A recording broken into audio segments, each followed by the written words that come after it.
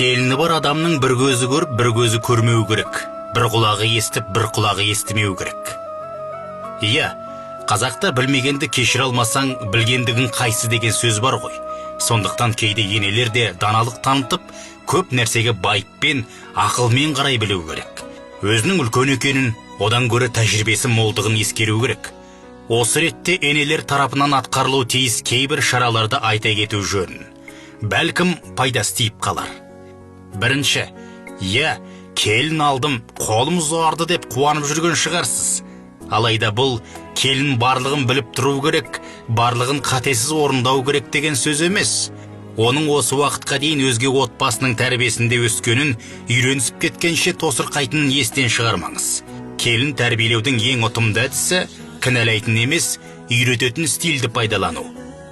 Екінші, егер келініңіз барынша тырысып өз міндетін қалтқысыз орындап жүрсе, оны демеп, елеп ескеріп, кейде тіпті еңбегін бағалап, өзгелердің көзінше жақтап отырыңыз.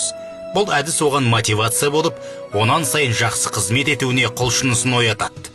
Негізі енесінен мақтау жылы сөз есту келінге халық қаһарманы деген атақты алғаннан да әсерлі болатынын білесіз бе?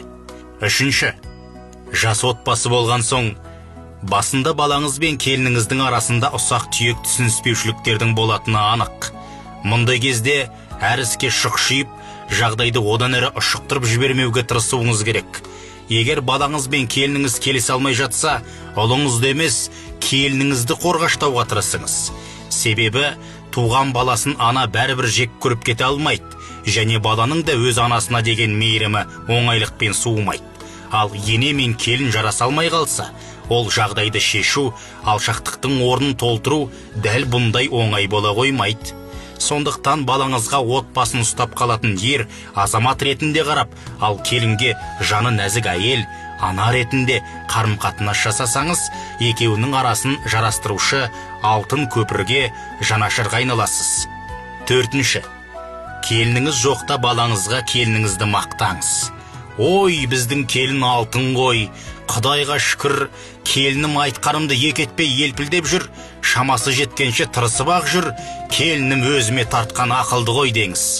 Мұндайды естіген балаңыздың өз-өзіне деген сенімділігі артып, отбасын асырауға деген жауапкершілігі, әйеліне деген қадір құрметі күшейе түседі. Аузынан тек жақсы сөз шығатын сізді де сыйлап елпілдеп болады. Ал ұлыңыз жұмысқа кеткенде келініңізге балаңызды мақтап отырыңыз. Оның абыройын көтеріңіз. Бұл жастар арасындағы махаббатты, құрметті арттырып, отбасының сақталып қалуына көп көмегін тигізеді.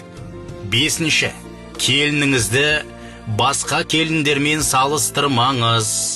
Пәленшенің келіні былай жасайды екен, түгеншенің келіні керемет қой шіркін деген секілді сөздер келіннің жүрегіне қаяу салады. Сізге деген құрметін кемітеді. Иә, біреудің келіні сіздікінен гөрі жақсырақ шығар. Бірақ біз идеал санап жүрген ол отбасының да бізден жасырын өз қате кемшіліктері бар екенін ұмытпауымыз керек. Міне, бұл ене мен келін арасындағы қарым-қатынастың нығаюына септігін тигізетін кейбір қағидалар.